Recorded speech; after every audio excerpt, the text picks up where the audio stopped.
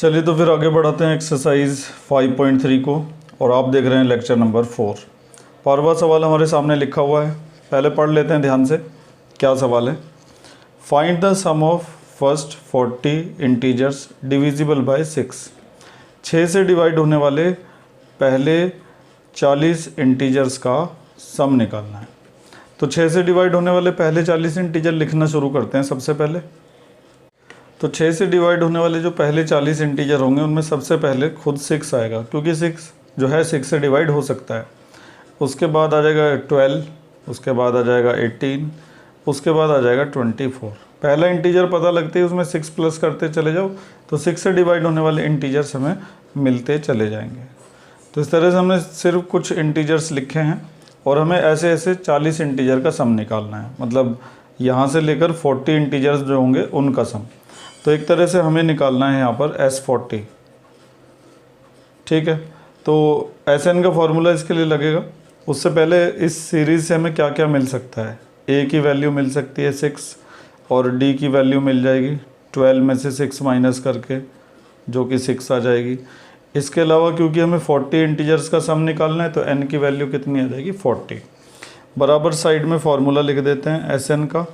क्या होता है N/2 2A plus N-1 into D। अब इस फॉर्मूले को यहाँ पर अप्लाई करते हैं। SN is equal to N/2 2A, A की जगह आएगा 6 plus N-1 into D, D की जगह आ जाएगा 6। 2 से ये 40 जो है वो 20 टाइम्स कैंसिल हो जाएगा। 2 की 6 में मल्टीप्लाई करेंगे 12 आ जाएगा। 40 में से 1 जाके बचेगा 39, और उसमें मल्टीप्लाई हो जाएगी 6 की। 20 एज इट इज़ रहेगा, 12 भी एज इट इज़ रहेगा। इनकी मल्टीप्लाई कर लेते हैं, 234 आ जाएगा। 20 ऐसे ही रहेगा, इनको ऐड कर लो। 4 और 2 8, 3 और 1 4 और 2।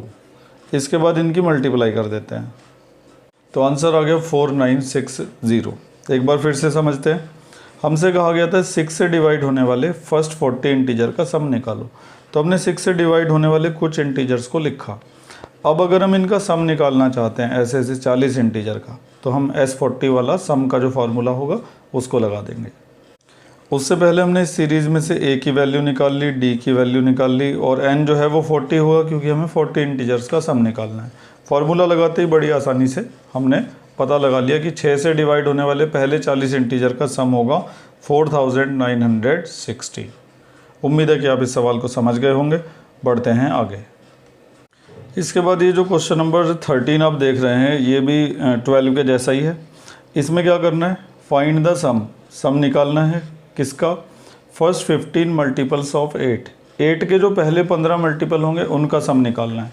तो पहले ना 8 के जो 15 मल्टीपल हैं उनकी लिस्ट बनाते हैं। सबसे पहला होगा 8, उसके बाद होगा 8 2 जा 16, उसके बाद हो जाएगा 24, और फिर डैश डैश डैश लगाकर छोड़ देंगे। इस तरह से आपको एक सीरीज़ मिल जाएगी। यहाँ से आप A निकाल देंगे, D निकाल देंगे, N जो है वो आपका 15 हो जाएगा।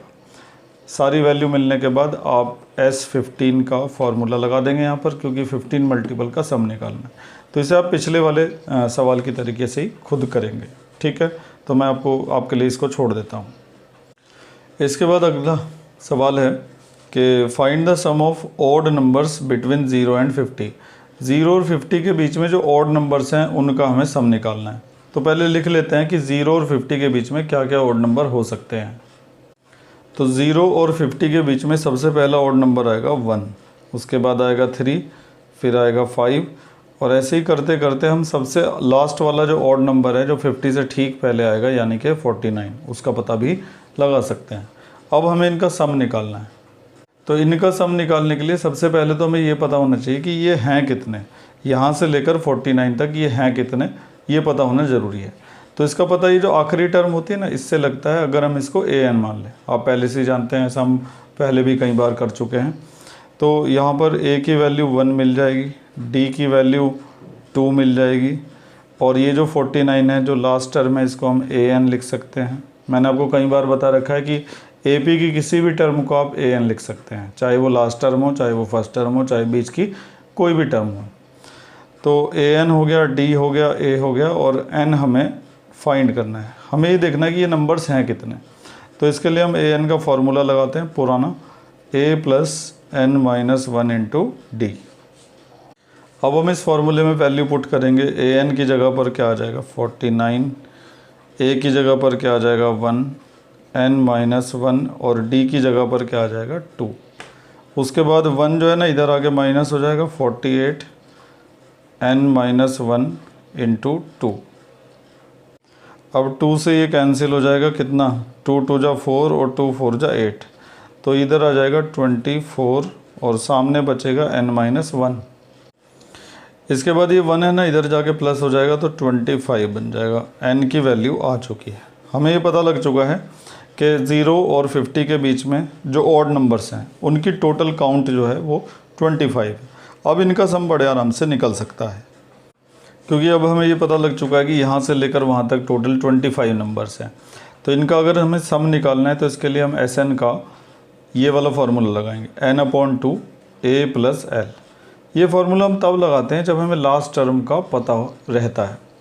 तो n की जगह पर क्या आ जाएगा 25, फिर n की जगह 25/2, a की जगह आएगी फर्स्ट टर्म यानी कि 1 और l की जगह आएगी लास्ट टर्म यानी कि 49। इसके बाद 25/2 ऐसे ही रहेगा, 49 और 1 कितना हो जाएगा 50, फिर 2 से कट जाएगा 25 बार, 25 की 25 में करके आ जाएगा 625। तो इस तरह से इस सवाल में सबसे पहले हमने 0 और 50 के बीच में जितने भी ऑड नंबर्स हो सकते हैं उनको लिखा। फिर हमें ये पता होना ज़रूरी था कि यहाँ से लेकर वहाँ तक कितने नंबर्स हैं, तभी इनका सम निकल सकता था। तो उसके लिए हमने इसको ए एन मान लिया और ए एन का फार्मूला लगाकर एन की वैल्यू निकाल ली। तो हमें पता चला कि यहाँ से लेकर वहाँ तक टोटल 25 नंबर्स हैं। उसके बाद हमने क्या किया, एस एन का ए प्लस एल वाला फार्मूला लगा दिया, क्योंकि हमें लास्ट टर्म का पता था। इसके अलावा बहुत से बच्चे ऐसे भी करते हैं कि भाई 0 से लेकर 50 तक टोटल जो हैं 50 नंबर्स हैं तो उसका हाफ करके 25 आ जाएगा। वो तरीका ठीक नहीं रहता है, आपको इसी तरीके से काउंट का पता लगाना चाहिए, यही सही मेथड है। तो उम्मीद है कि इस सवाल को भी आप आसानी से समझ गए होंगे। अब बढ़ते हैं हम आगे। इसके बाद है क्वेश्चन नंबर 15।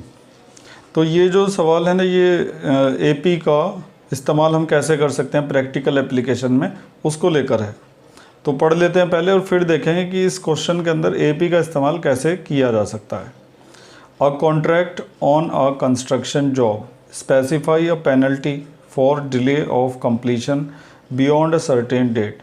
अगर आप एक सर्टेन डेट से बाद में काम पूरा करते हैं तो आपके ऊपर क्या लगेगी, पेनल्टी लगेगी। अगर आप एक कॉन्ट्रैक्टर हैं और उस काम को कर रहे हैं तो आपके ऊपर पेनल्टी लगेगी अगर आप सर्टेन डेट के बाद काम करेंगे। और वो पेनल्टी इस तरह से है, ₹200 फॉर द फर्स्ट डे। अगर एक दिन का लेट हुआ तो पहले दिन 200 रुपये की पेनल्टी लगेगी, उसके बाद अगर लेट करेंगे तो अगले दिन 250 रुपये की पेनल्टी लगेगी, फिर 300 की पेनल्टी लगेगी तीसरे दिन, और ऐसी पेनल्टी 50-50 रुपये जो है बढ़ती चली जाएगी। How much money the contractor has to pay as the penalty if he has delayed the work for 30 days. एक कॉन्ट्रैक्टर ने 30 दिन के लिए काम डिले कर दिया तो वो कितनी पेनल्टी पे करेगा। तो सबसे पहले ना हम यहाँ पे एक सीरीज़ बनाएंगे पेनल्टी की। पहला 200 रुपये है, फिर 250 रुपये है दूसरे दिन की, फिर तीसरे दिन की 300 है। ऐसे ही देखेंगे, चेक करेंगे कि वो एक एपी है या फिर नहीं है। तो एक स्टेटमेंट इस तरीके से लिख देंगे कि the penalty given by the contractor. तो सबसे पहले दिन वो देगा 200 रुपये, उसके अगले दिन देगा 250, उसके अगले दिन देगा 300, फिर 350, क्योंकि यहाँ पे लिखा है कि हर दिन पेनल्टी 50 रुपीज़ बढ़ती चली जाएगी। और ऐसे ही वो 30 दिन तक करेगा, अप टू 30 डेज़। 30 दिन तक वो इस पेनल्टी को देगा। तो सबसे पहले तो ध्यान से देखो, 50-50 का डिफरेंस है, तो इसका मतलब ये एक एपी है। अब हमें क्या करना है कि पहले दिन से लेकर आखिरी दिन तक जो उसने पेनल्टी दी होगी उसका सम करना पड़ेगा, तभी हमें पता चलेगा कि कॉन्ट्रैक्टर ने टोटल जो पेनल्टी है वो कितनी पे करी होगी। क्योंकि हमें इस क्वेश्चन में यही निकालना है कि how much money the contractor has to pay for the penalty. तो जितना भी उसने पहले दिन से लेकर 30 दिन तक डिले जो किया है काम, उसका टोटल हमें सम करना पड़ेगा, यानी कि यहाँ पर एस एन का फार्मूला लगेगा। तो एस एन का फार्मूला यहाँ पर लगा देते हैं। क्या होता है एस एन का formula, n/2 2a plus n-1 into D. S N की जगह पर S30 आ जाएगा, क्योंकि ऐसे 30 दिन तक उसने डिले किया था काम को, हर दिन की पेनल्टी यहाँ पर लिखी हुई है।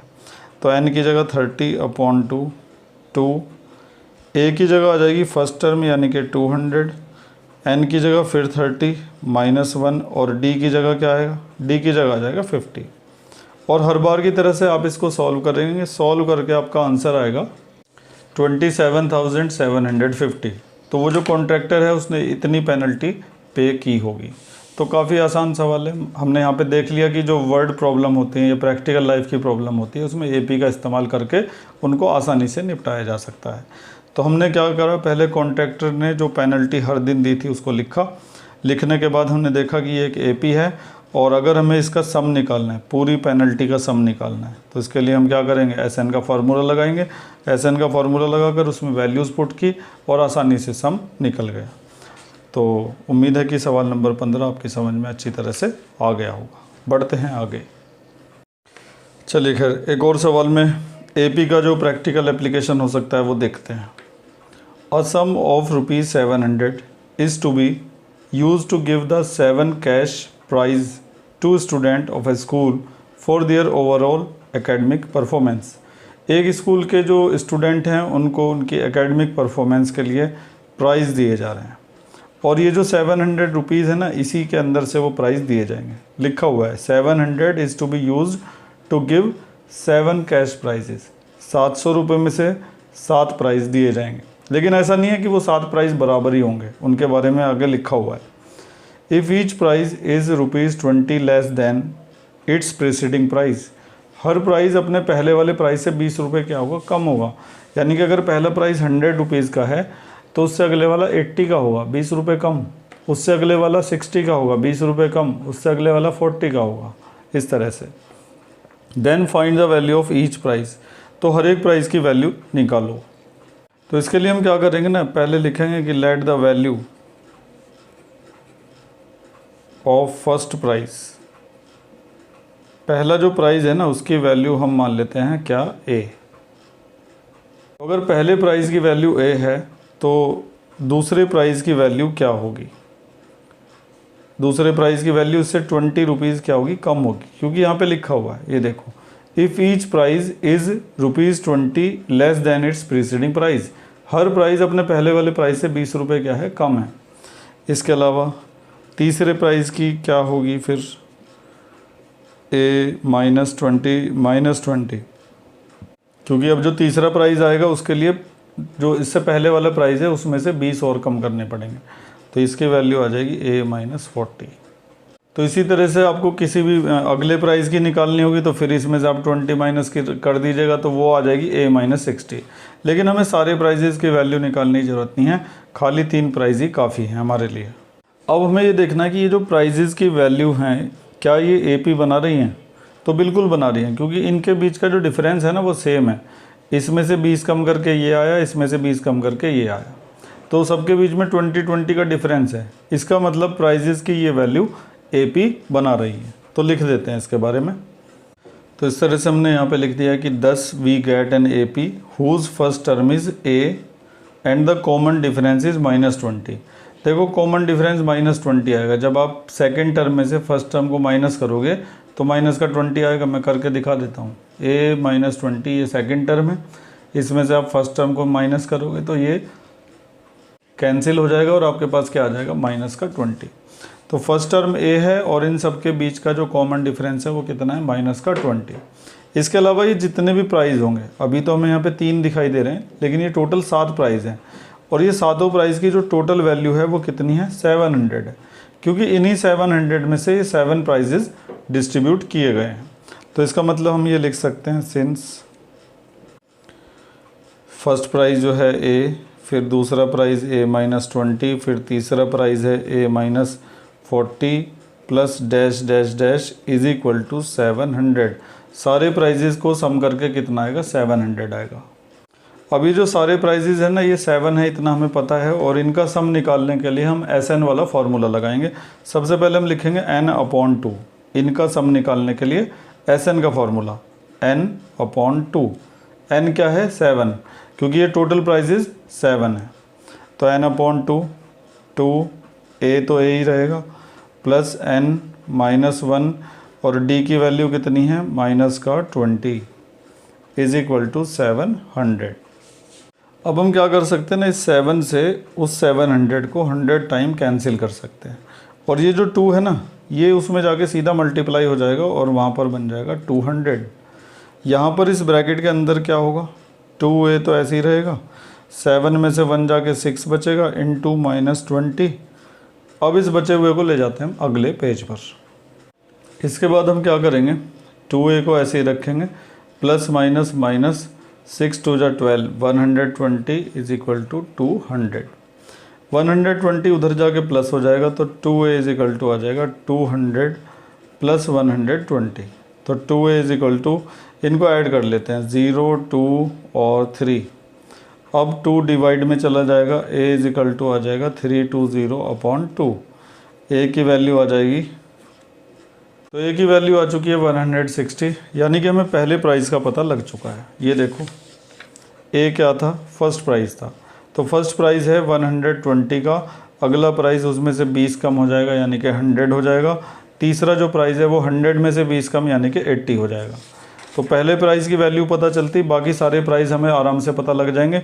इसमें से लगातार हम 20 माइनस करते रहेंगे। तो सबसे पहले हमने लिखा कि the value of first price is 160। इसके बाद वैल्यू ऑफ सेकंड प्राइस की वैल्यू, इसमें से 20 कम कर दो यानी कि आ जाएगी 140। फिर थर्ड प्राइस की वैल्यू निकालने के लिए उसमें से फिर 20 कम कर दो और वो आ जाएगी 120। तो इस तरह से मैंने 7 के 7 जो प्राइजेज़ हैं उनकी वैल्यू निकाल दी। पता चला कि आखिरी प्राइस की जो वैल्यू है वो 40 है।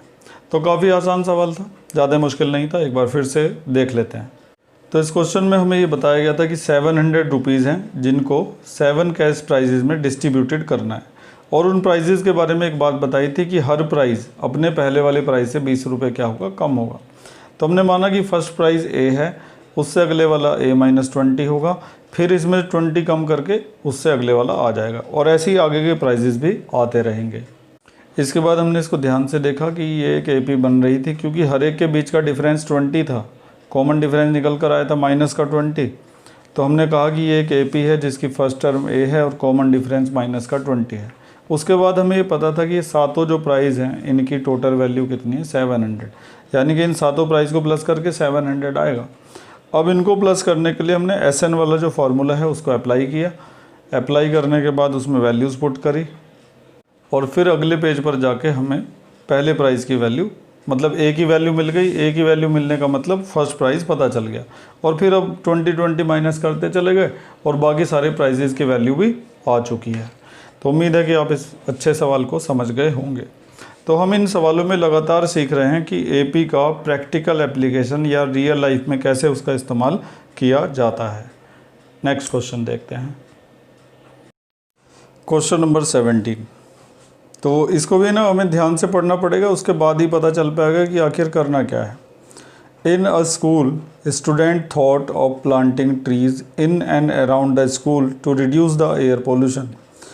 एक दिन स्कूल के बच्चों ने कुछ अच्छा सोचा, काफ़ी अच्छा। क्या सोचा कि प्लांटिंग ट्रीज़, पेड़ लगाएंगे। कहाँ पर?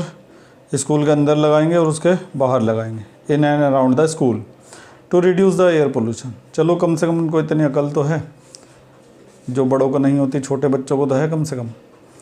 It was decided that the number of trees that each section of each class will plant will be the same as the class. तो ये ज़रा समझने वाली बात है। यहाँ से इट वॉज डिसाइडेड तो चलो छोड़ो, यहाँ से the number of trees that each section of each class will plant will be the same as the class.